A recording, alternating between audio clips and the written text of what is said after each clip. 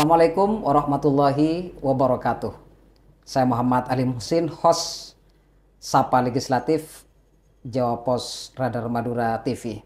Kali ini Jawa Pos Radar Madura TV kedatangan tamu anggota DPRD Provinsi Jawa Timur, yaitu Mas Nur Faizin, politisi muda asal Madura yang saat ini menjabat sebagai anggota DPRD Provinsi Jawa Timur. Selamat datang, Mas. Selamat datang, Mas Muhsin. Gimana kabarnya, sehat ya? Alhamdulillah, sehat walafiat. Sepertinya saya mengamati di media sosialnya sangat sibuk banget begitu ya. Kebetulan ini kan masa-masa minggu depan kita mau reses, jadi Oh, ya ya. agak sering turun ke dapil lah. Ya, karena memang banyak harapan yang ingin disampaikan oleh masyarakat. Betul. Dan itu perlu diperjuangkan, Mas. Harus, Mas, itu kewajiban kita. Kewajiban. Ya. Lalu siapa lagi kalau Ya. bukan Mas Nur Faizin yang akan mengawal kepentingan Madura ke depan? Mas Nur Faizin, Ya. saat ini kita akan membahas terkait ya bagaimana menelaah sumber-sumber PAD di Jawa Timur. Siap. Tentu kita sepakat bahwa PAD ini merupakan salah satu tolak ukur keberhasilan pembangunan di Jawa Timur. Karena hal itu nanti dampaknya pasti akan dirasakan langsung oleh masyarakat. Perspektif Mas Nur Faizin ini seperti apa ya terhadap postur mungkin dulu ya, postur PAD di Jawa Timur saat ini seperti apa? Sebetulnya ini agak kabar kurang mengenakan ya, Mas ya. Rilis terbaru Kemendagri kan kalau nggak salah di sekarang bulan apa? Sekarang Juni. Ya, 6. Di bulan 4 kalau nggak salah, itu Kemendagri pernah merilis bahwa ada 4 provinsi yang tidak bergantung kepada APBN, tidak bergantung kepada transfer pusat. Transfer pusat. Ya, itu kan klasifikasinya provinsi atau kabupaten kota yang PAD-nya 60%. Jawa Timur nggak masuk dari 4 ini, Mas. Oh, nggak masuk ya? Nggak masuk. Nah, pertama yang masuk itu DKI Jakarta. Ya. Terus Jawa Tengah, Banten, sama Jawa Barat. Jawa Barat. Artinya 4 provinsi ini meskipun tanpa adanya suntikan dari APBN, mereka bisa hidup. Bisa mandiri ya? Bisa mandiri. Dan Jawa Timur enggak. Nah, Makanya apa kira-kira yang kami fraksi PKB sempat mengkritisi, memberikan catatan kritis kepada gubernur. Alarm keras nih. Bahwa Jawa Timur ini seandainya nih negara ambruk, yang bisa hidup sendiri. Nah, ini kan harus dicarikan solusinya seperti apa. Kita tahu sekarang yang terbaru itu kan di 2025 PAD kita menurun akibat dari Undang-Undang HKPD atau yang dikenal dengan Undang-Undang Opsen Pajak itu. Jadi kita berkurang kurang lebih 4 triliunan. 4 triliunan. Ya. Dan itu masalah besar, Mas ya. Betul, masalah besar, sangat besar. Artinya Apalagi kata Mas Nur Faizin barusan bahwa kita masih tergantung pada suntikan. transfer. Ya. Nah, sementara kita tahu sendiri kan di tahun 2025 ini kan ada Impres nomor 1 2005 itu yang untuk efisiensi. Di mana DAK, DAU itu kan hampir rata dipotong 50%. Iya. Nah, ini PR bagi gubernur untuk mencari solusi bagaimana kemudian kebocoran ini bisa ditambal bahkan bisa dimaksimalkan sehingga bisa mencapai tadi itu angka kemandirian. Betul. Kalau misalkan Jawa Barat, Betul. kemudian Banten begitu ya, dan Jawa Tengah ya, Jawa Tengah, Jawa Barat. bisa mandiri artinya tidak memiliki ketergantungan pada dana transfer pusat. Kalau Jawa Timur ini kan masih belum. Kira-kira apa faktornya?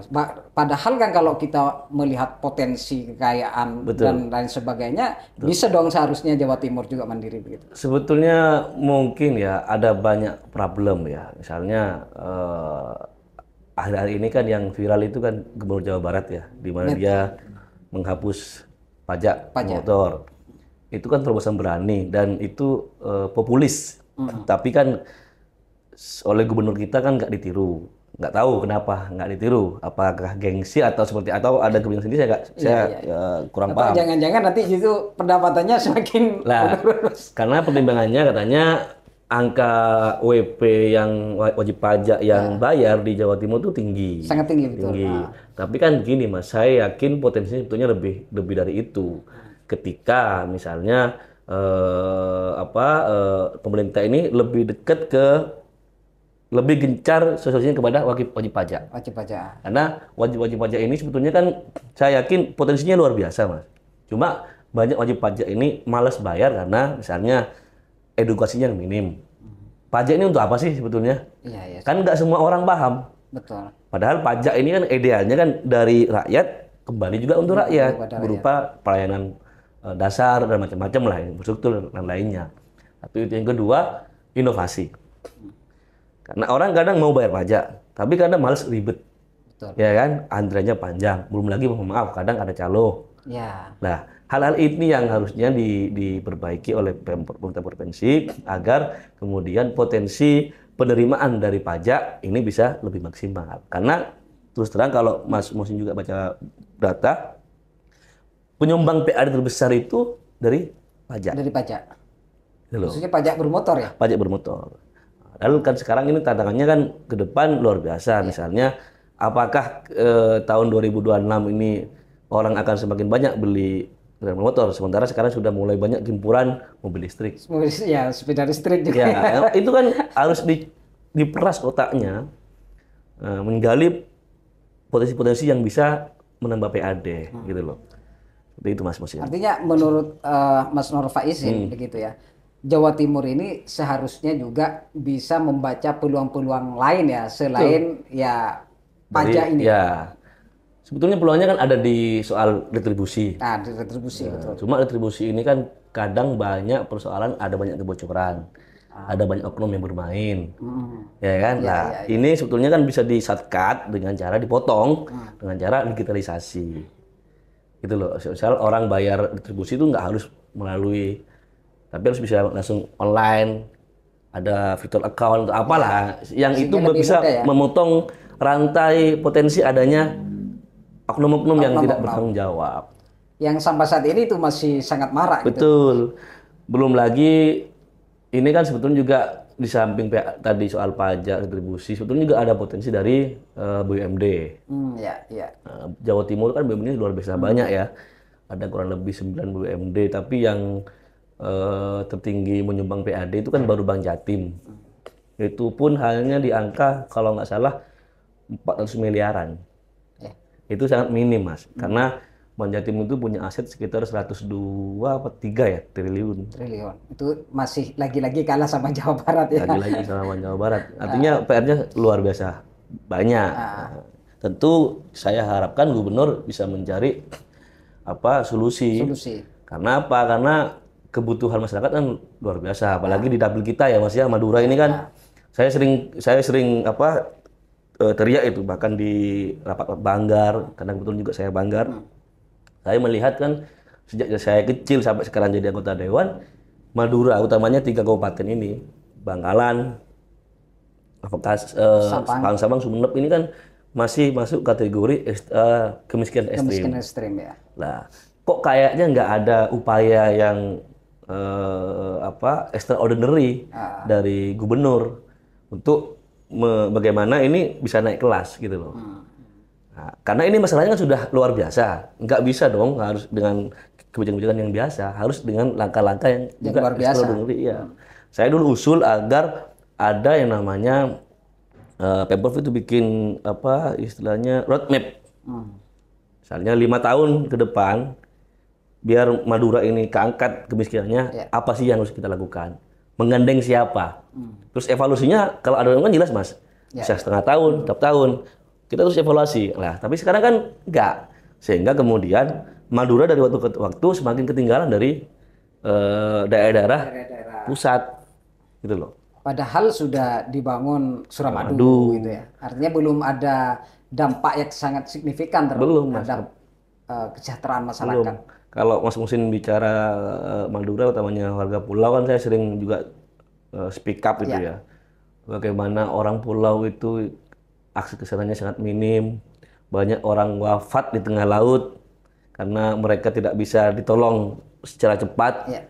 Bayangkan misalnya dari Masa Lembu ke Sumeneb itu kan kurang lebih 12 jam. Ya, betul. Jadi diperlukan juga transportasi laut gitu ya. Saya pernah usul agar ada ambulan laut. Ya, artinya harus ada goodwill lah ya. Saya nggak muluk-muluk kok Mas. Saya minta kepada Pemprov itu agar mengutamakan program-program yang memang itu kebutuhan dasar. Kesehatan, pendidikan, itu aja sih. Ya artinya harus ada goodwill lah ya. Iya, iya.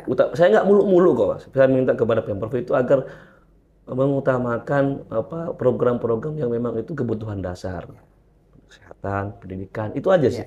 Gitu. Yang lainnya nantilah, tapi itu dulu gitu loh Mas. Siap. Mas Nur Wahidin, Ya. kira-kira apa yang memang masih menjadi kesulitan pemerintah provinsi ya sehingga kemudian ya Jawa Timur masih ketergantungannya pada pusat. Jadi masih belum bisa maksimal dalam pengelolaan PAD-nya.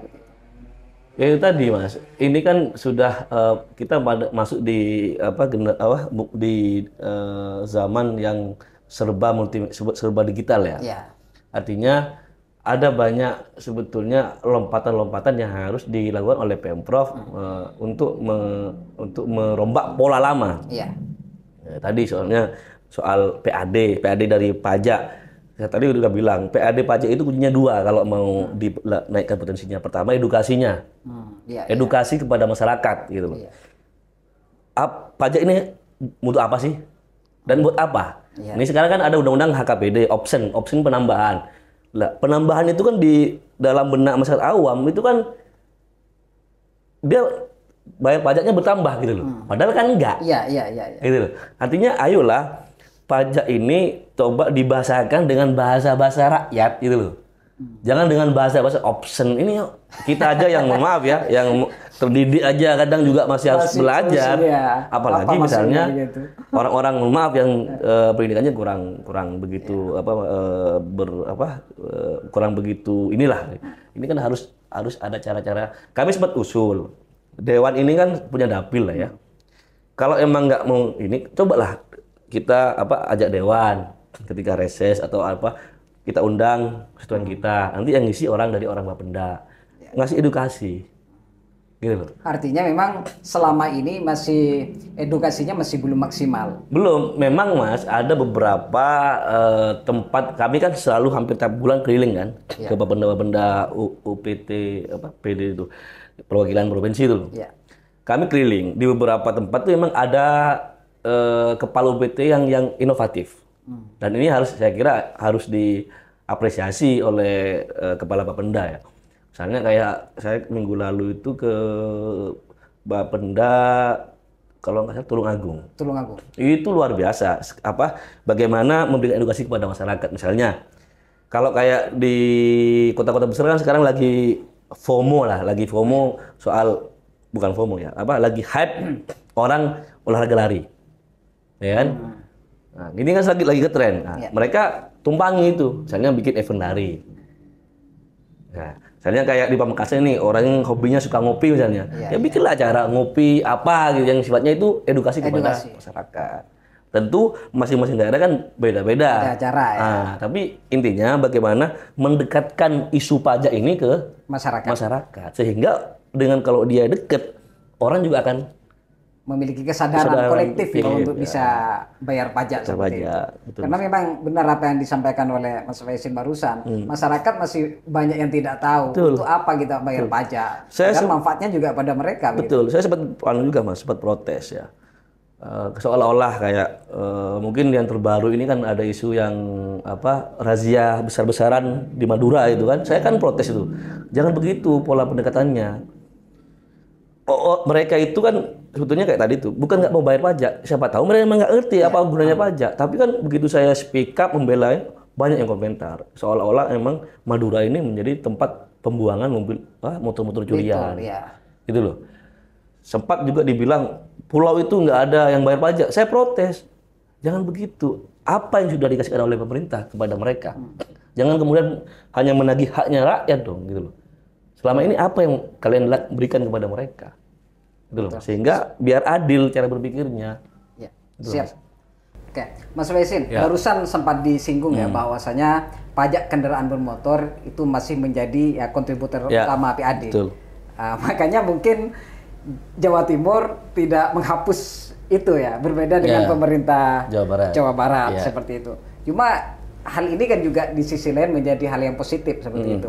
Kira-kira seperti apa langkahnya pemerintah, mungkin ada saran ya kepada pemerintah agar pendapatan dari sektor ini terus meningkat seperti itu? Ya, saya sih begitu Bu Gubernur gak mau meniru Jawa Barat karena tingkat kepatuhannya tinggi, is okay gitu loh. Tapi begini, saya kemarin FPKB sempat usul, dalam hidup kan ada gini Mas, ada rumus punishment and reward, ya kan? Ya.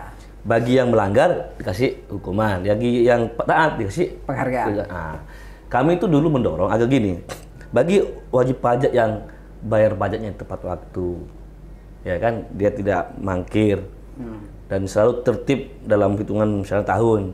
Nah ini harus ada reward, misalnya kalau orang Madura ini kan senangnya naik haji Mas, atau umroh. Atau umroh, betul. Coba lu bikin JJS misalnya ya, bagi wajib pajak, nanti yang dicek siapa yang rajin sesuai dengan waktunya bayar pajak, itu dikasih hadiah umroh. Saya yakin Mas, orang itu akan lebih aware kepada pajak gitu loh.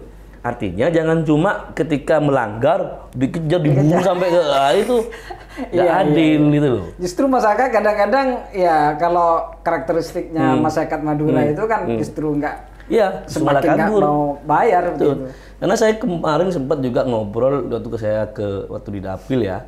Ada salah satu pendukung saya itu yang dia minta tolong agar ayolah Mas ngomong ke Gubernur tiru Jawa Barat. Kenapa? Saya tuh punya motor. Sudah 12 tahun nunggak pajak katanya.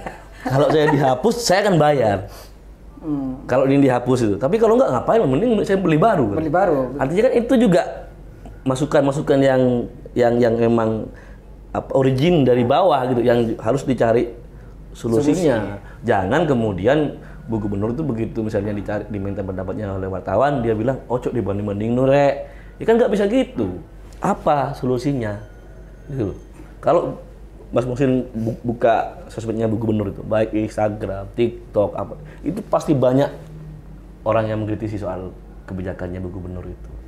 Karena diamnya gitu. Iya.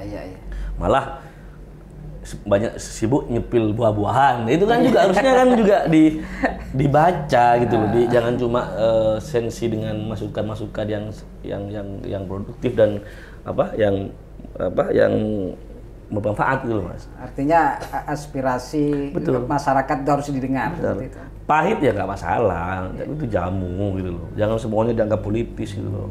Dan kalau tidak menanggapi aspirasi masyarakat, ini kan juga bahaya sebenarnya bagi kemajuan pemerintah. Iya bahaya Mas. Tapi di situasi kayak sekarang ya, di zaman kayak sekarang, masyarakat sangat kritis ya.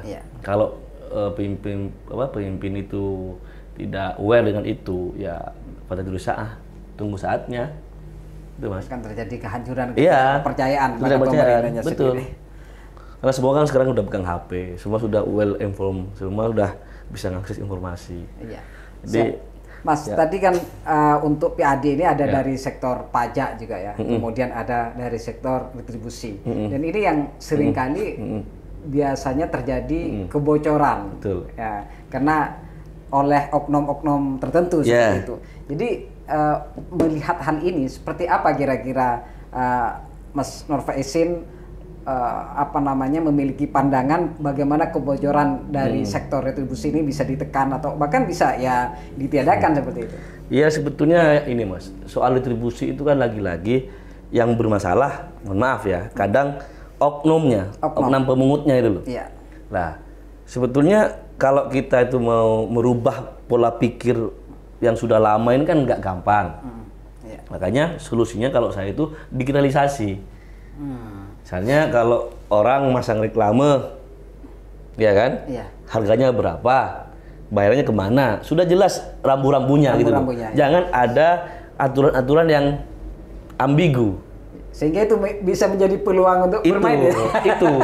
Nah, dan kalau ada kepastian Mas, soal retribusi, saya kira juga pengusaha juga nggak mungkin mereka aneh-aneh, tapi harus ada jelas ya. Step by stepnya. Makanya solusinya kalau saya itu digitalisasi. Misalnya kalau orang masang reklame, ya kan, harganya berapa, bayarnya kemana, sudah jelas rambu-rambunya gitu. Jangan ada aturan-aturan yang ambigu. Sehingga itu bisa menjadi peluang untuk bermain ya. Itu. Nah, dan kalau ada kepastian Mas, ya. soal retribusi, saya kira juga pengusaha juga nggak mungkin mereka aneh-aneh, tapi harus ada jelas ya, step by stepnya. Ya, ya. Gitu loh. Kayak masa kalah, mohon maaf. Contoh misalnya, sekarang dana desa, dana desa kan luar biasa ya. Sekarang tiap tahun, tiap bulan itu kan ditaruh di balai desanya itu di desa. Uang 1 M buat apa aja? Ini. Masa Pemprov kalah? Iya. Gitu loh. Artinya sekarang sudah pada zaman yang menuntut transparansi gitu loh. Artinya hal-hal itu dihindari. Toh nanti kalau ini PAD-nya naik, kan juga kembali kepada para pegawainya juga. Pasti juga kan hal-hal yang lain juga akan ikut. Misalnya gajinya juga akan naik gitu loh. Karena kalau dia semakin mempersulit melawan arus ini, ya dia akan tenggelam. Ya. Akan tenggelam Mas. Gitu. Jadi di sini diperlukan adanya transparansi dan aturan yang jelas. Karena kalau dia semakin mempersulit melawan arus ini, ya dia akan tenggelam. Ya. Akan tenggelam Mas. Gitu. Jadi di sini diperlukan adanya transparansi dan aturan yang jelas. Aturan yang jelas. Sehingga tidak ambigu katanya. Tidak ambigu, tidak ada ruang-ruang yang bisa dipermainkan dalam tanda kutip itu Mas. Karena kalau itu kan jagonya Indonesia, Mas. Membuat aturan yang abu-abu gitu. Iya. Mas, selain kontribusi juga bisa dari sektor BUMD. Ya. Betul. Sejauh mana peran BUMD itu, Mas Nur Faisin, ya dalam mendongkrak PAD khususnya di Jawa Timur, dan apa evaluasi DPRD tentang ya kinerja BUMD selama ini, Mas? Oh, ini kalau soal BUMD sangat menarik, Mas. Menarik ya. Dan bisa sejaman lebih nih. Iya. Saya lebih suka bicara ini sebetulnya. BUMD itu kalau dari postur PAD ya. Pertama pasti tadi soal pajak ya kan. Yang kedua retribusi, yang ketiga BUMD. Yang PAD asli ya, yang artinya yang dari penghasilan. Tapi dari BUMD khususnya Jawa Timur ini jadi perhatian betul karena saya di Komisi C. Saya betul-betul pantau terus soal ini, Mas. Dan saya konsen di soal ini. Dari BUMD yang ada kurang lebih 9 kalau salah. Ini yang kontribusinya lumayan, ini hanya Bank Jatim. Bank Jatim. Itu kurang lebih 486 miliar kalau nggak salah, yang di tahun 2025 ini. 2025. Ya. Itu besar seolah-olah kan, tapi kalau dilihat dari berapa asetnya, ini nggak seimbang, Mas. Karena BUMD Bank Jatim itu asetnya 103 T. Berarti kalau dia hanya nyumbang 400 miliar, itu berapa persen tuh? Nggak nyampe 1%-nya ya? 1% ya sepertinya. Ya. Artinya kan itu sangat jauh dari panggang kan? Artinya harus jauh lebih dari itu sih, Mas. Iya harusnya. Saya sering kritisi, Mas. Bank Jatim ini sebetulnya tanpa dia kerja pun dia sudah untung. Karena memonopoli kan? Iya. Semua PNS hampir di Jawa Timur ini semua gajinya lewat Bank Jatim. Artinya tidur pun dia sudah untung. Itu baru Bank Jatim, Mas ya. Bank Jatim ini sebetulnya tanpa dia kerja pun dia sudah untung. Karena memonopoli kan. Iya. Semua PNS hampir di Jawa Timur ini semua gajinya lewat Bank Jatim. Artinya tidur pun dia sudah untung. Itu baru Bank Jatim, Mas ya. Terus yang kedua yang terbanyak itu PJU, Petrogas yang ngurusi migas ya. Itu hanya 22 M kalau nggak salah. Bahkan Mas, ini saya tuh kadang miris sekali ya. Misalnya ada kayak JGU loh, Jatim Geraha Utama. Ini asetnya kalau nggak salah 400 sekian miliar, tapi dia hanya menyumbang PAD, menyumbang dividen itu hanya 1 M apa 2 M gitu. Ini kan jauh sekali, Mas. Dengan modal yang disertakan dengan apa yang dia kembalikan. Yang didapat oleh pemerintah ya. Karena mohon maaf, pengelolaan BUMD ini sangat berkacir. Misalnya gini, kalau Mas baca profilnya, nanti saya kasih bahannya. Antara satu BUMD dengan BUMD yang lain itu tumpang tindih. Kayak mohon maaf, kayak seolah-olah ini palu gada. JGU itu soal kalau di situ tertera dia bergerak di bidang properti. Tapi juga ada PWU, Pancawira Usaha. Itu juga bergerak di bidang properti. Jadi nggak jelas ini. Nggak jelas ya. Nah, satu. Yang kedua, direksi sama komisarinya mohon maaf. Ini sangat tampak sekali kalau itu jadi penampungan tim sukses. Saya tidak saya orang politik, Mas. Iya. It's okay lah, tapi tolong taruh orang-orang yang memang profesional gitu loh. Bukan karena balas jasa. Gitu. Tapi faktanya itu tadi dari aset yang dimiliki dengan dari PAD yang dia dividen yang dia setorkan ini sangat tidak seimbang. Bahkan ini ada kayak bapak sama anak, ya, induk sama anaknya. Ini JGU sama Puspagro. Ini sama-sama jualan beras, Mas. Jadi kok aneh gitu loh. Kayak nggak ada kerjaan lain ya. Gitu. Seharusnya berinovasi dong. Betul, makanya kami evaluasi. Saya beberapa kali hearing sama Biro Perekonomian, kami bilang, udahlah beberapa usaha-usaha BUMD yang sudah nggak sehat, udah cut off aja. Tapi ada juga yang potensi sebetulnya, yang itu kayak DABN, bergerak di bidang pelabuhan, itu anaknya PJU. Kami usul, ya potensial ini, kami usul agar di spin off, dinaikkan kelasnya. Dia bisa sendiri.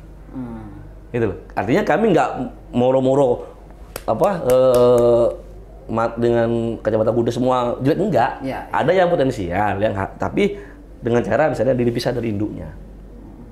Tapi kebanyakan overall bermasalah. Bahkan Banjatim pun kalau Mas baca berita kan akhirnya juga kena masalah kan. Iya betul.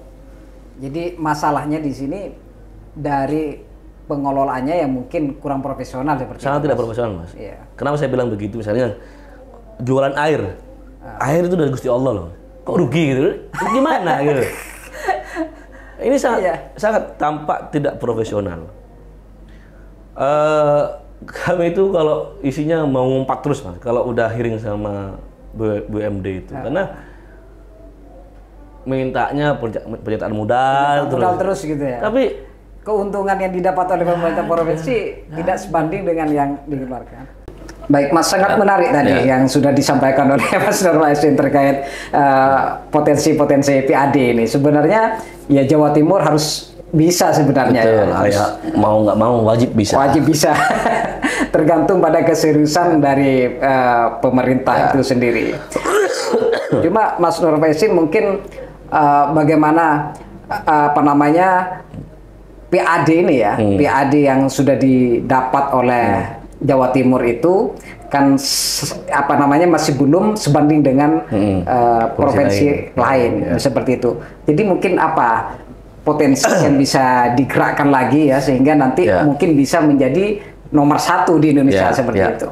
Tadi seperti yang tadi saya sampaikan di awal, kita kan paling banyak dari pajak bermotor. Saya yakin, hakul yakin, Mas, potensinya sebetulnya lebih dari yang sekarang kita dapatkan. Kalau edukasinya kepada masyarakat itu lebih kencang, terus lebih masif, menggandeng seluruh stakeholder, dewan juga diajak, gitu kan, dan semuanya lah. Saya yakin kalau di Madura ngajak kiai, ya kan, pengajian-pengajian, karena Madura itu kan lebih patuh kepada kiainya kadang-kadang. Itu udah lebih strategis ya. Mas. Terus selain edukasi tadi soal inovasi. Sekarang saya juga sudah banyak menemukan di beberapa daerah itu orang bayar pajak lebih banyak lewat Tokopedia. Nah, ini kan harus juga lebih dimasifkan lagi. Sehingga saya yakin pendapatan dari pajak ini akan meningkat kalau edukasinya dimasifkan, terus inovasinya juga lebih digalakkan. Biar orang itu semudah membuka aplikasi TikTok lah kira-kira gitu. Buka semudah dia berbelanja di Shopee gitu loh. Untuk membayar pajak. Kan karena kadang kan orang bukan nggak mau, cuma malas. Nah, ketika dua hal ini dipenuhi oleh Pemprov, saya yakin akan menambah pundi-pundi dari sektor ini. Yang kedua soal retribusi. Potensi saya yakin juga bisa lebih maksimal kalau aturannya lebih dibuat tidak abu-abu. Clean gitu loh. Nah, terus yang terakhir soal BUMD. Tadi sudah saya jelaskan BUMD ini potensinya luar biasa kalau dikelola dengan profesional. Nah, makanya dari berbagai BUMD ini kami akan terus amati agar pengelolaannya ini harus lebih transparan dan lebih profesional. Kalau enggak ya kami akan terus cecer. Ya. Kalau masih tetap maka sangat sulit untuk PAD ini ya bisa semakin tinggi pendapatan atau capaiannya seperti karena itu. Kalau enggak nanti kita sendiri yang akan jadi korban, Mas. Ya. Siap. Terima kasih, Mas, atas kehadirannya di Radar Madura TV. Demikian podcast kali ini dengan Mas Nur Faisin, anggota DPRD Provinsi Jawa Timur. Kita bisa berjumpa lagi di lain waktu atau kesempatan. Terima kasih. Wassalamualaikum warahmatullahi wabarakatuh. Waalaikumsalam warahmatullahi wabarakatuh.